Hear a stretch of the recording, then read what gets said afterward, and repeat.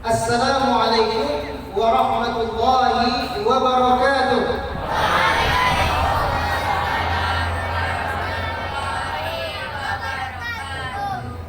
Innal hamdalillah wassalatu wassalamu ala Rasulillah wa ala alihi wa sahbihi ajma'in. Qala rabbi ishrah li sadri wa yassir li amri wa hlul 'uqdatam min lisani yafqahu qawli. Laqad ja'akum rasulun min anfusikum 'azizun 'alayhi ma 'anittum harisun 'alaykum bil mu'minina ra'ufur rahim. Fa in tawallaw fa hasbiyallahu la ilaha illa huwa tawakkaltu wa huwa rabbul 'arsyil 'azim. Wa qala Allah ta'ala fi suratil Baqarah, a'udzu billahi minasy syaithanir rajim. Bismillahirrahmanirrahim. Kaifa takfuruna billahi wa kuntum amwatan fa ahyaakum thumma yumeetukum thumma yuhyikum thumma ilayhi turja'un. Shadaqallahu al-'azim. Surat Al-Baqarah. Segala puji dan syukur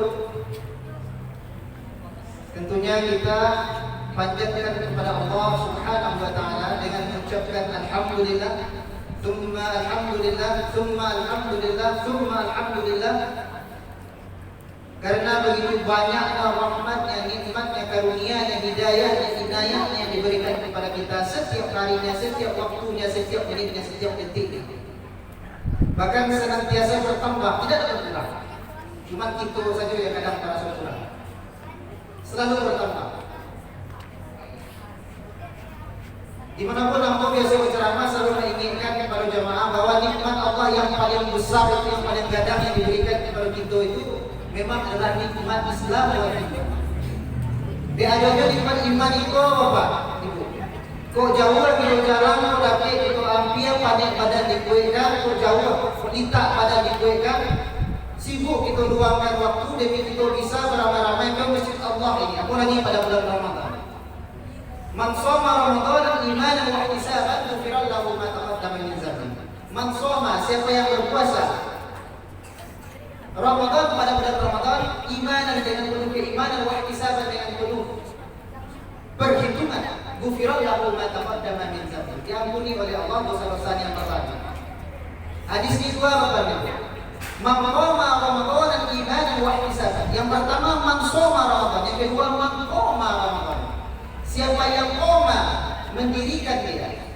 Tidak tagak di Ramadan depan. Mendirikan itu artinya sholat gitu, bersedekah gitu, tadarus gitu, sholat malam gitu, bertambah banyak ibadah gitu. Qoma, iman dengan penuh keimanan, wahtisaban dengan penuh perhitungan.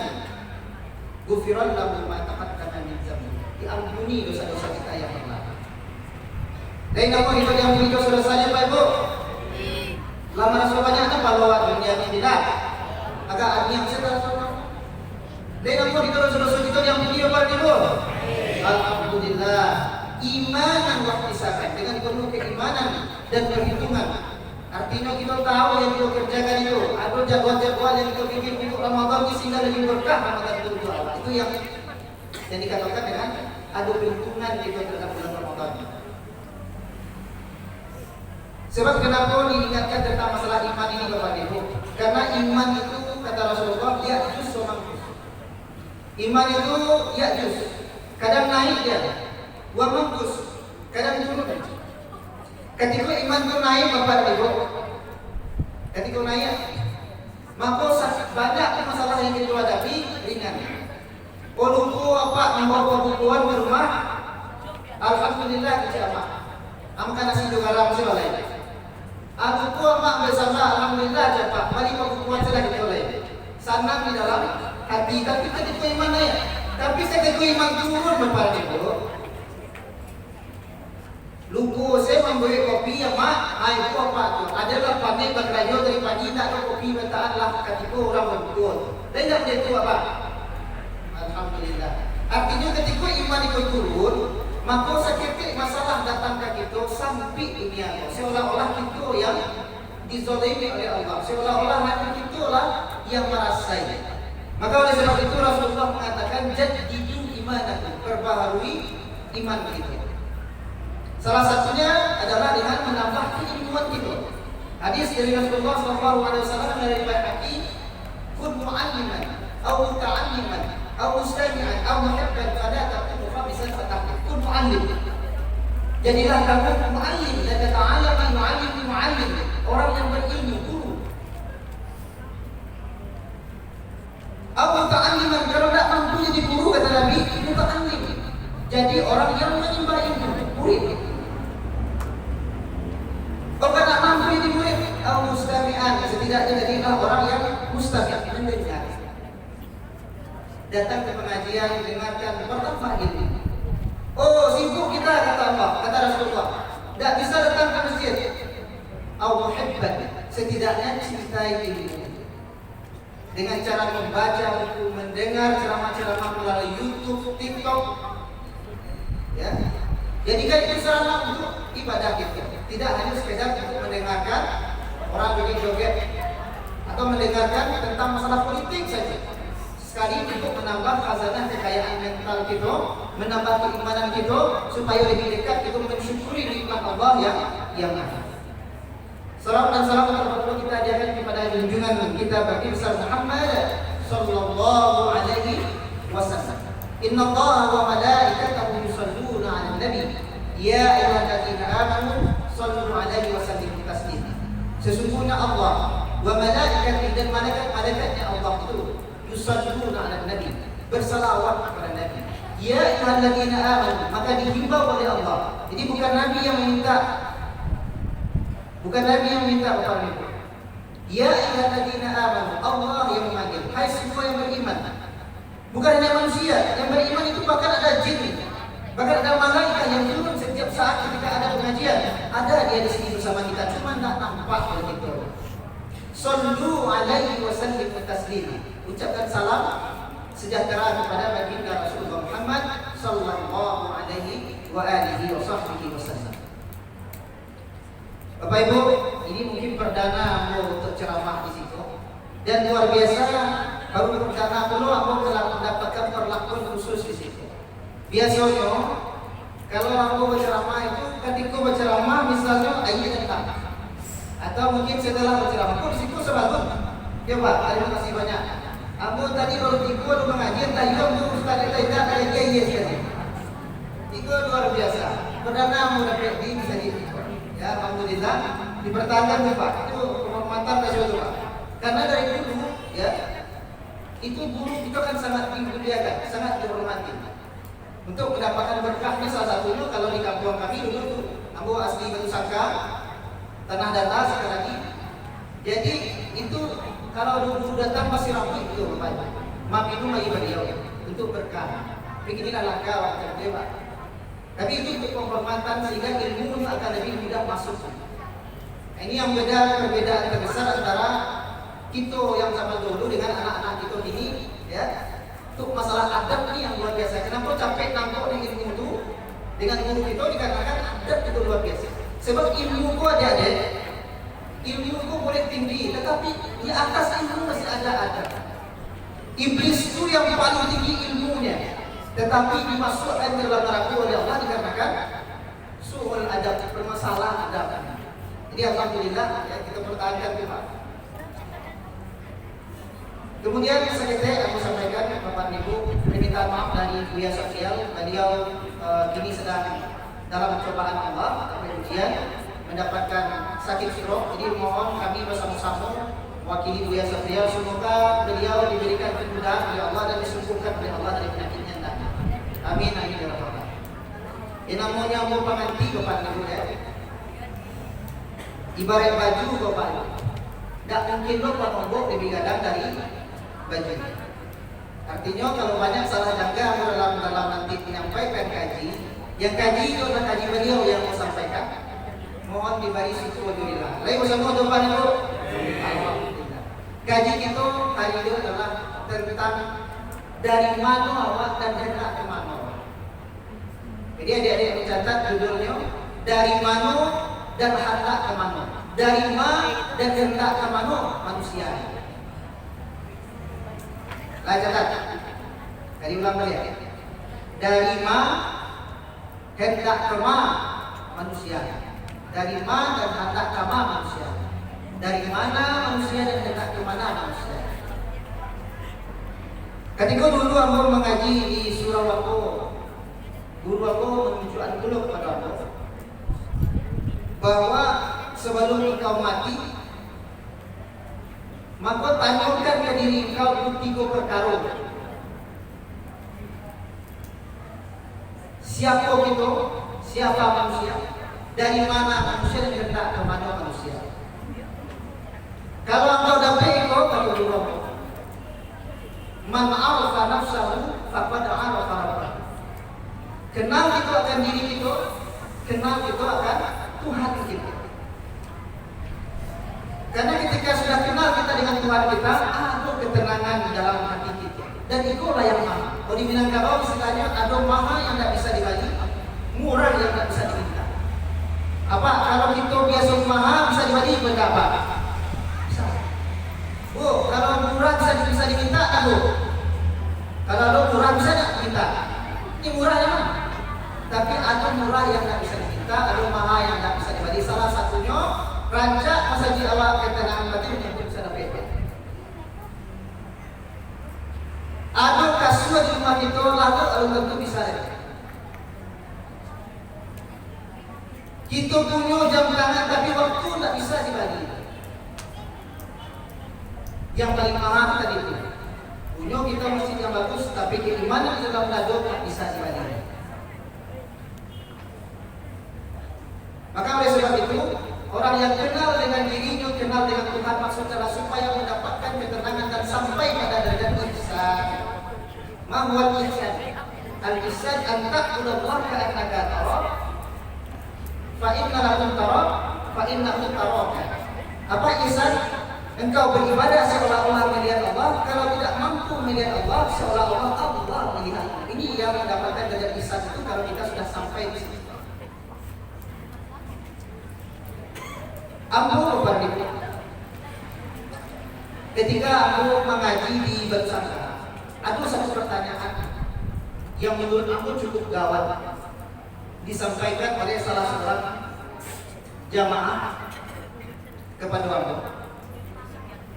Setelah aku mengaji, kemudian Ambo didekati oleh jamaah tadi sampai dari kamu. Ustaz, aku coba tanya. Iya, aku silakan. Ambo punya anak di rumah. Anak ambo itu pahlawan mana? Pahlawan mana?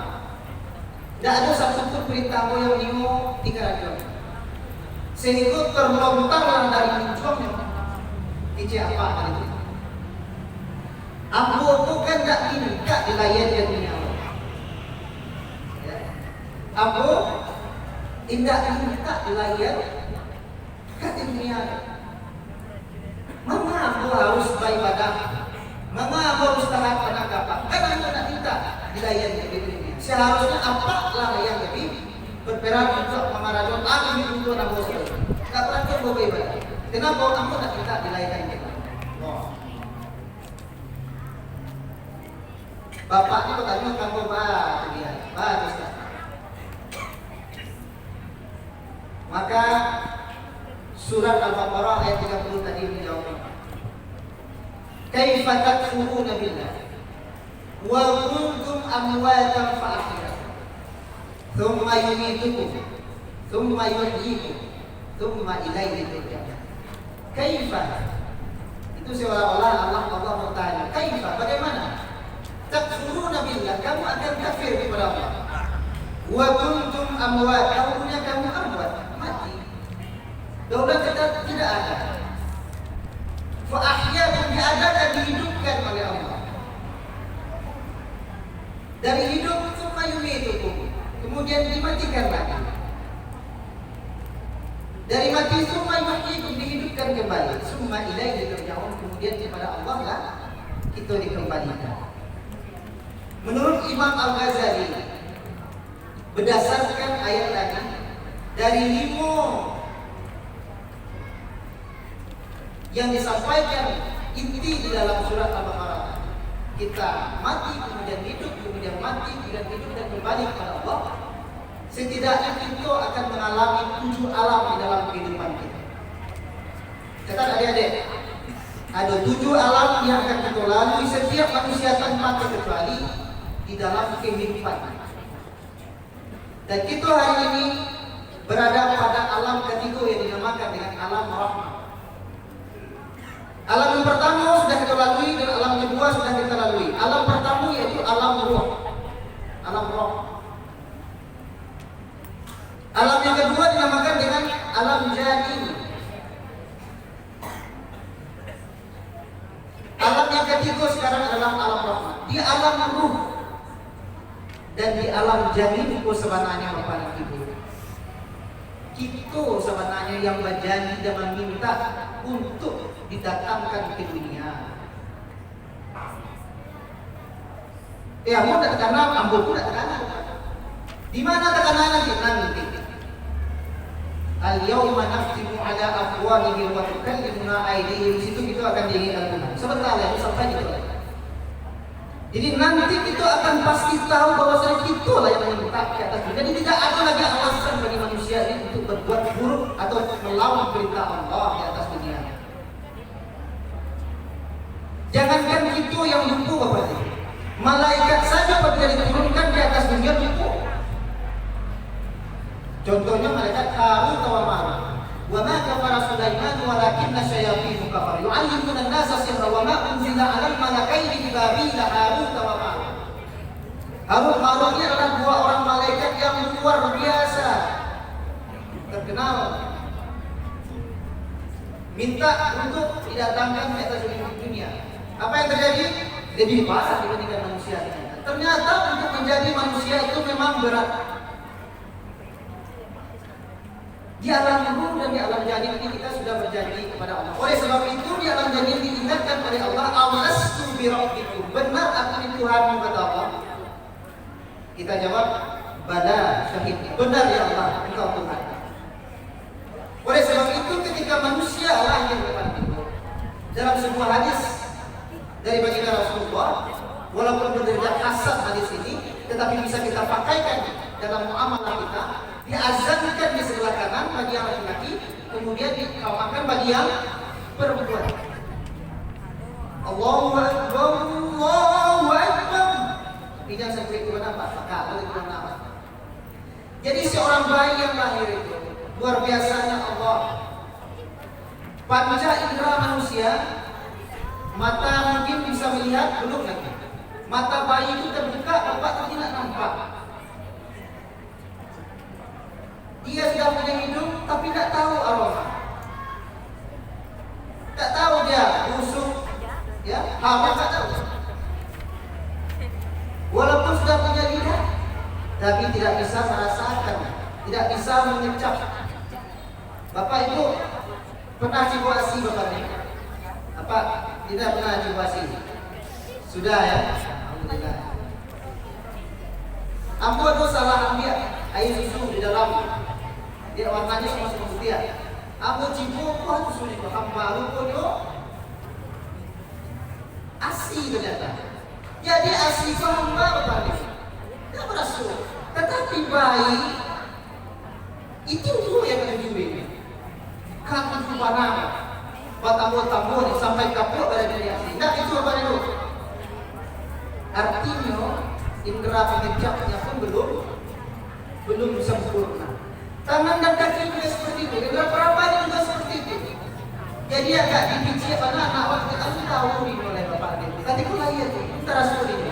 Tetapi Allah sediakan satu indera yang luar biasa, yaitu indera pendengar oleh anak-anak itu sudah sempurna sejak ketika pertama kali dia dilahirkan. Subhanallah. Maka oleh sebab itu nanti ketika kita akan sakaratul maut, satu-satunya indera yang akan sangat kuat nanti bertahan sampai babak terakhir adalah telinga. Mata lah mulai nak nampak. Kok hidung nak tahu nama nampak boleh. Tak ciri pun kita tak tahu boleh. Tak tahu aroma lah sama boleh. Lidah kok anak dia orang Semarang lah jadi makan. Tangan dan kaki tak tahu rasul boleh. Tapi tanganmu masih kuat. Talqinu kata Nabi. Talqinkan. disampaikan ke telinganya ketika sakaratul maut. Kalimat la ilaha illallah Muhammadur Rasulullah. La ilaha illallah tidak. Satu-satunya kalimat Bapak Ibu yang tidak perlu menggerakkan bibir. Begitu ringannya la ilaha illallah. Tak perlu menggerakkan bibir. Dan luar biasanya disambung dengan pendengaran. Ya, kecuali memang ada masalah ketika kita mungkin melakukan kegiatan sehari-hari itu lain lagi. Tapi kalau bagus kita telinga adalah yang paling terakhir nanti dihilangkan oleh Allah. Untuk apa? Untuk mengingatkan lagi alastu bi rabbikum. Tangan kita ini Bapak Ibu, di dalam diri kita saja itu kalimat tauhidnya luar biasa. Perhatikan di telinga kita ini Bapak Ibu. Ada seolah-olah kalimat Allah. Tangan kita menginginkan ada seolah-olah Allah. Tapi kan kita kurang perhatikan kepada diri kita. Nah sekarang kita ada namanya di alam rahmah. Apa itu alam rahmah? Alam kita untuk menimba, mendapatkan pahala, mencari pahala, mengumpulkan amal-amal kebaikan di dunia supaya kita nanti selesai di persidangan ini kita bisa langsung pergi ke akhirat dengan senang, dengan damai. A'madu di dunia kan ka'annaka ta'isha abada wa a'madu di akhiratika ka'annaka tamutu ghadan. Beramallah kamu untuk duniamu kata Nabi, seolah-olah kamu akan hidup selamanya. Tapi ingat, beramal juga lah kamu untuk akhiratmu seolah-olah kamu akan mati esok. Inilah dunia Bapak Ibu. Sekarang kita di sini. Tapi ini bukanlah tujuan hidup kita. Kita hanya sementara di dunia ini. Oleh sebab itu Rasulullah mengingatkan, ish masyita fa innaka maitun. Kerjakanlah segala sesuatu yang kamu ingin kerjakan di atas dunia ini. Kalau kita berpangkat, silakan gunakan pangkat kita. Kalau kita punya uang yang banyak, silakan gunakan uang kita, harta kita. Kita punya banyak kawan-kawan, silakan manfaatkan kawan-kawan kita. Fa innaka maitun. Tapi ingat, kita pasti akan mati. Jadi gunakan jabatan kita, PT kita, kawan-kawan anak saudara kita dengan bijaksana. Karena adalah kita akan nanti akan mati dan meninggalkan semuanya itu dan akan mempertanggungjawabkannya kelak di yaumil akhir. Wahid masyita dan cintailah olehmu semua yang ingin kamu cintai kata Nabi. Tapi ingat, setiap yang kau cintai pasti ada perpisahan. Walaupun bapak dan ibu baik kata Allah, insya Allah itu saya hidup sama dia. Apakah pelaku saya hidup sama itu Pak? Lain pelaku saya hidup sama itu Bu. Cie hidup, cie mati I love me itu tak berakhir sampai di kuburan habis. Tak ada dulu seorang suami yang hidup Pak, tinggal tahun-tahun atau bersama dengan suaminya yang meninggal. Pasti akan ada perpisahan, apapun namanya. Wa'mal masyita, dan beramallah kamu kata Nabi. Tapi ingat, setiap amalan pasti akan ada pembalasan. Wa may ya'mal misqala dzarratin khairan yarah wa may ya'mal misqala dzarratin syarran yarah. Ini kita di dunia. Alam berikutnya Bapak Ibu dinamakan dengan alam barzakh. Catat ya. Alam setelah alam rahmah ini dinamakan dengan alam barzakh. Marajal bahraini yaltaqiyan bainahuma barzakhun la yabghi. Apa itu barzakh? Barzakh artinya pemisah. Dunia sudah lewat, tetapi akhirat belum masuk. Makanya dinamakan sebagai barzakh, barrier, pemisah. Di alam barzakh ini kita akan merasakan sedikit, ya, sedikit rasa surga atau sedikit rasa neraka. Dalam sebuah hadis diriwayatkan oleh Baihaqi disebutkan bahwa ketika kita mati nanti Bapak Ibu, itu akan diperlihatkan kepada kita dua pintu. Pintu yang pertama yang diperlihatkan oleh Allah kepada kita adalah pintu neraka atau pintu surga. Kalau baik amalan kita, maka terciumlah oleh kita aroma surga. Maka selama kita ada di alam barzakh, maka selama itu kita akan merasakan aroma surga, terangnya surga. Maka inilah doa kita supaya kita dilapangkan kuburnya, diberikan keterangan, memberikan terang di dalam kubur kita. Apa yang meraih? Surga. Apa yang merasakan nikmat dan terang? Surga. Awalnya belum sampai ke surganya bukan. Sebaliknya, apabila yang neraka yang kita lihat berarti amalan kita bermasalah di dunia. Apa yang dinamakan dengan azab kubur? Yakni ketika kita merasakan seolah-olah api neraka itu membakar kita, panasnya sudah terasa. Melihat kita pemandangan yang menakutkan setiap hari, maka ini dinamakan dengan azab kubur itu. Sedangkan pintu yang kedua nanti yang dilihat adalah pintu keluarga. Jadi jangan kita mengira Bapak Ibu bahwa kita tidak dilihat, kita dilihat, tapi mereka tidak bisa melakukan apapun terhadap kita. Keluarga kita melihat kita, maka oleh sebab itu Rasulullah menyatakan, "Iza mata ibnu Adam, in qata a'malu illa min salasa sadaqatul jariyah aw ilmin yunfa'u bi awwal salih yudhununa." Yang pertama sedekah jariyah, itu sedekah jariyah, usaha. Ilmu yang bermanfaat, kemudian doa anak yang saleh. Ini diperhatikan Bapak. Rasulullah mengatakan, semiskin-miskinnya seorang anak adalah yang mendoakan orang tuanya hanya 5 kali sehari semalam. Rugi kita Bapak Ibu.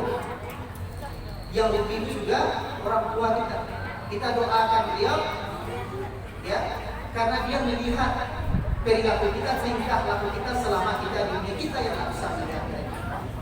Ini dinamakan dengan alam barzakh. Baru setelah itu, kaifa taquluna billah wa kuntum amwatan tsumma yuhyikum tsumma yuhyikum. Kemudian kami hidupkan lagi kata Allah. Ini dinamakan dengan alam berbangkit.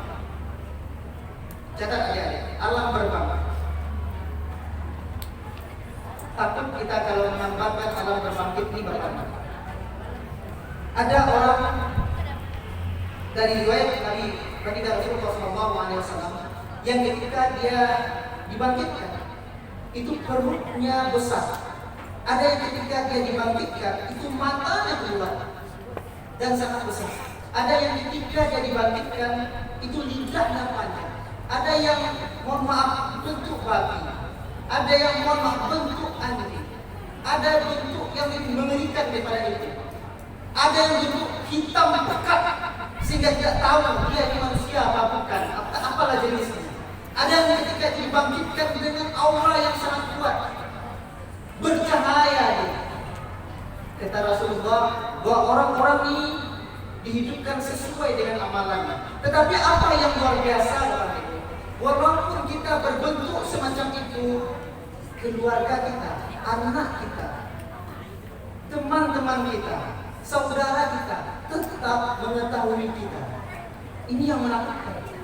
Walaupun wajah kita seperti itu, seperti yang tidak bisa dikenali kalau seandainya kita betul-betul ada di zaman ini, diperlihatkan tidak tahu, tapi di waktu itu kita mengenal alangkah malunya kita.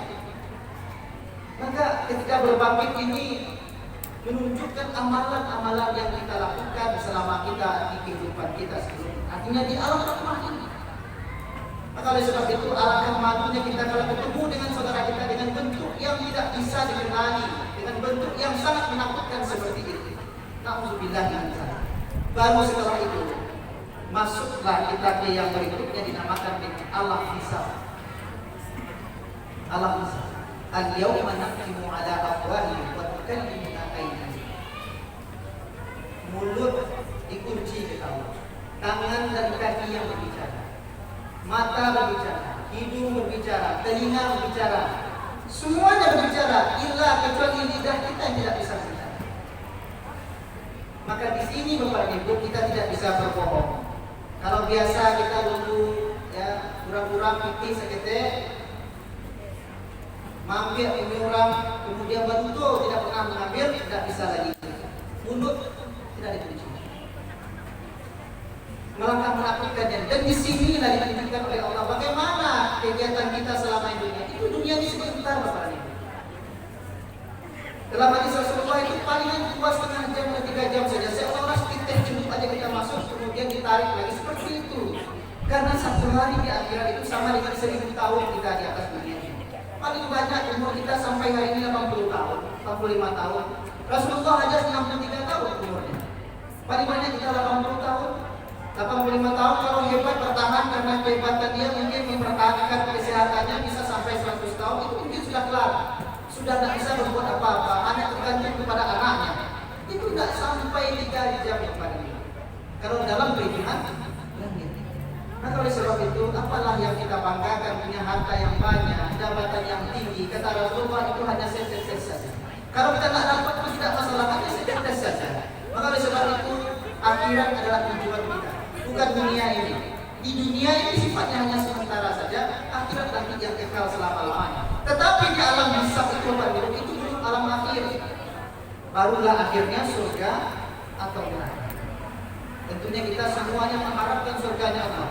Tetapi orang-orang yang aman dan ihsan dalam hatinya tadi, orang-orang yang beramal seolah-olah melihat Allah, kalau tidak mampu seolah-olah Allah melihatnya, maka yang diharapkan dia tidak takut akan nerakanya Allah, tidak juga mendaki surganya Allah. Yang dia harapkan itu adalah ridhonya Allah, karena ini melebihi itu.